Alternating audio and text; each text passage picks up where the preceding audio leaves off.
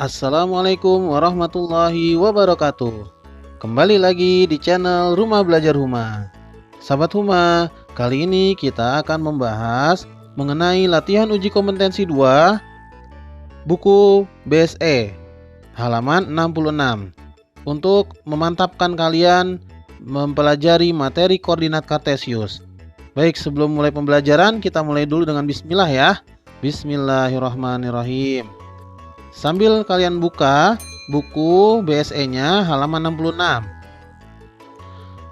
Soal pertama adalah diketahui titik A 3,1, B 3,5 dan C min 2,5. Jika ketiga titik tersebut dihubungkan akan membentuk. Nah, langkah awalnya kita buat diagram kartesiusnya dulu ya. Kita buat titik pusatnya adalah titik 0,0.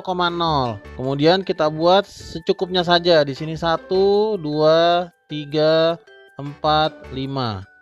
Kemudian ini sumbu X, ingat ya, yang mendatar sumbu X, yang tegak sumbu Y. Kemudian di sini min 1, min 2, min 3. Ke atas Y-nya 1, 2, 3, 4, 5. Ke bawah X-nya min 1, min 2, min 3. Maaf, ke bawah Y-nya ya, bukan X-nya. Kita lihat titik A 3,1, artinya X-nya 3, Y-nya 1. Berarti dari titik pusat 0,0 kita X-nya 3, kemudian Y-nya 1, naik 1 ke atas. Berarti ini titik awal, titik A. Kemudian titik B 3,5. Artinya dari 0,0 kita ke 3, kemudian ke 5.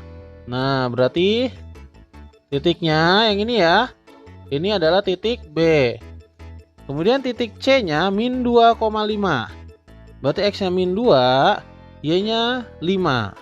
Berarti kalau kita dari 0,0 ke min 2, kemudian ke atas, ke 5. Nah, berarti ini adalah titik C. Kalau kita hubungkan antara A, B, C, kita namakan ya, ini A, ini B, ini C. Maka jawabannya adalah bangun yang terbentuk adalah segitiga siku-siku di B. Berarti jawabannya adalah yang C. Untuk soal nomor 2, diketahui dalam koordinat kartesius terdapat titik P, Q, dan R. Titik P diketahui 4,6, titik Q 7,1. Agar terbentuk segitiga siku-siku, koordinat titik R yang tepat berapa? Nah, kita buat dulu koordinat P dan Q. Koordinat P 4,6, artinya dari 0,0 kita ke 4, ini sumbu X, ini sumbu Y. Kita ke 4, kemudian ke 6 ke atas, ya. Kita ke atas, berarti titiknya sekitar di sini. Kita buat ya, garis bantu putus-putus. Nah, di sini titik P. Kemudian titik Q 7,1. Berarti X-nya 7, Y-nya 1 ke atas, 1 langkah. Nah, berarti kurang lebih titiknya di sini, ini titik Q 7,1. Dari sini sudah terlihat ya, agar terbentuk segitiga siku-siku, coba kita hubungkan P dan Q. Berarti P dan Q ini adalah sisi miringnya. Berarti untuk titik R adalah di pertemuan ini. Betul sekali. Ya, berarti ini nanti sebagai titik R. Kalau kita hubungkan menjadi segitiga siku-siku. Titik R berarti koordinatnya adalah 4,1. Jawabannya berarti adalah yang D. Kemudian untuk soal nomor 3 sampai 10, perhatikan diagram kartesius berikut. Nomor 3, koordinat titik A adalah, baik kita jawab ya, koordinat titik A. Titik A di sini, ingat koordinat itu sumbu X dulu baru Y, berarti koordinatnya 7,5. Berarti koordinat titik A adalah 7,5. Kemudian nomor 4, koordinat titik C. Titik C terdapat di sini. Karena kita harus menulis koordinat itu sumbu X dulu baru Y, berarti X, Y-nya C-nya min 4,4. Berarti koordinat titik C adalah min 4,4. Kemudian koordinat titik F nomor 5, koordinat titik F. Nah, koordinat titik F berada di kuadran 3. Ingat ya, ini kuadran 1, 2, 3. Nah, koordinat titik F, koordinatnya di sini berada pada sumbu X di min 8 dan Y min 6. Berarti kalau kita tulis min 8, min 6. Selanjutnya nomor 6. Nomor 6 yang ditanyakan adalah koordinat titik H. Koordinat titik H berada di kuadran 4 dengan sumbu X-nya di titik 6 ya, dan Y-nya di min 5. Berarti koordinat titik H adalah 6, min 5 atau negatif 5. Nah, untuk nomor 7, coba perhatikan nomor 7. Nomor 7 yang ditanyakan adalah titik yang berjarak 3 satuan terhadap sumbu X. Sumbu X adalah sumbu yang horizontal, yang mendatar. Kita cari ya titik yang berjarak 3 satuan. Nah, artinya bisa ke atas 3, bisa ke bawah 3. Nah, untuk titik yang di atas sumbu X ada A, B, C, D. Titik mana yang berjarak 3 satuan dari sumbu X? Kita lihat nih. Kalau titik A jaraknya 5, 1, 2, 3, 4, 5. Tuh, dari sumbu X jaraknya 5 ke atas. Titik B 1, 2, 3. Oh, berarti titik pertama adalah titik B. Kemudian di bawah sumbu X, yang kita cari sekarang di bawah sumbu X. Di bawah sumbu X yang berjarak 3 satuan adalah titik E. Ya. Ini 1, 2, 3. Berarti titik yang berjarak 3 satuan terhadap sumbu X adalah titik B dan E.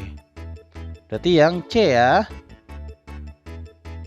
Kemudian titik yang berjarak 4 satuan terhadap sumbu Y. Kalian harus melihat sumbu Y dulu, sumbu Y yang tegak begini. Berarti cari titik yang dari sumbu Y itu ke kirinya 4 atau ke kanannya 4. Ya, kalau kita cek satu-satu nih sebelah kiri, ya, ini jaraknya 7, min 7, ini jaraknya min 4. Berarti jawaban pertama adalah titik C. Satu lagi yang mana yang jaraknya 4 satuan dari sumbu Y. Nah, kita lihat nih, dari sini 4 ke kanan. Oh, ternyata titik B ya kan? 1, 2, 3, 4. Nah, dari sini, dari titik B ke sumbu Y 4 satuan. Berarti C dan B atau B dan C. Ya, berarti pilihannya adalah yang A. Gitu ya. Kemudian, soal nomor 9. Soal nomor 9 yang ditanyakan adalah titik yang ada di kuadran 2. Sebelumnya kita sudah mempelajari kuadran, bahwa ini kuadran 1, kuadran 2, kuadran 3, kuadran 4. Berarti titik yang berada di kuadran 2 adalah titik C dan D. Berarti titik C dan D. Dan nomor 10 yang ditanyakan titik yang ada di kuadran 4. Kuadran 4 yang sebelah sini. Berarti jawabannya adalah titik G dan H. Selanjutnya, untuk soal nomor 11 dan 20, kita lihat diagram Kartesius yang terdapat garis K, L, M, dan N. Nah, kalau garisnya miring-miring seperti ini atau mencong-mencong, kalian bisa lihat di buku paket ya. Nomor 11. Pertanyaannya adalah untuk nomor 11, garis-garis yang sejajar dengan sumbu X. Sejajar itu kemarin itu sama bagaimana definisinya? Sama lurus ya. Ini sumbu X, berarti yang sejajar dengan sumbu X adalah garis K. Nah, sama-sama rebah ya. Sama-sama horizontal, dan garis L. Berarti nomor 11 jawabannya garis K dan L. Pilihannya yang D ya. Kemudian nomor 12. Nomor 12, garis yang sejajar sumbu Y. Sumbu Y adalah sumbu vertikal atau sumbu tegak. Berarti garis yang tegak yang sejajar dengan sumbu Y adalah garis M dan N. Nah, sama-sama tegak ya. Berarti garis M dan N. Berarti jawabannya yang A. Kemudian kita ke lanjut nomor 13. Garis M dan N adalah dua garis yang apa nih? M tegak, N tegak.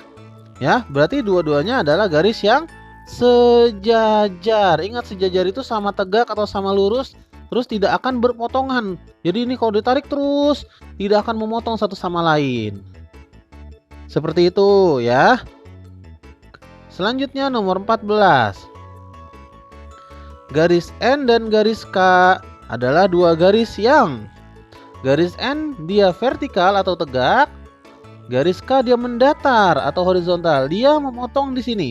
Memotong seperti siku-siku. Nah, karena memang siku-siku, berarti ini tegak lurus. Kalau dia memotong membentuk sudut 90 derajat, berarti garis itu disebut bukan hanya berpotongan, tapi adalah tegak lurus. Selanjutnya nomor 15. Garis yang berada di sebelah kanan sumbu Y adalah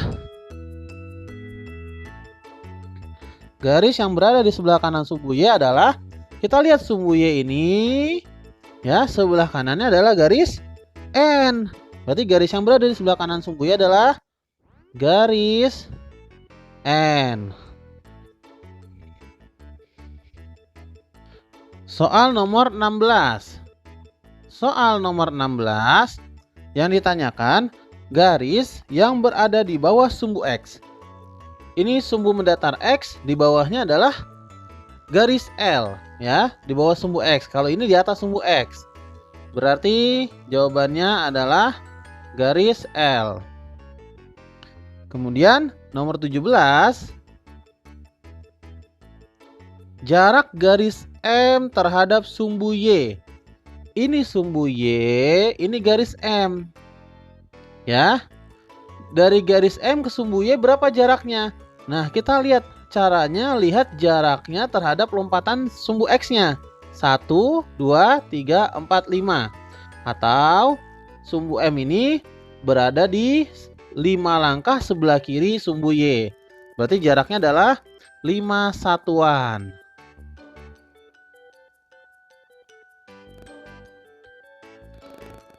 Kemudian nomor 18. Jarak terhadap titik K terhadap sumbu X.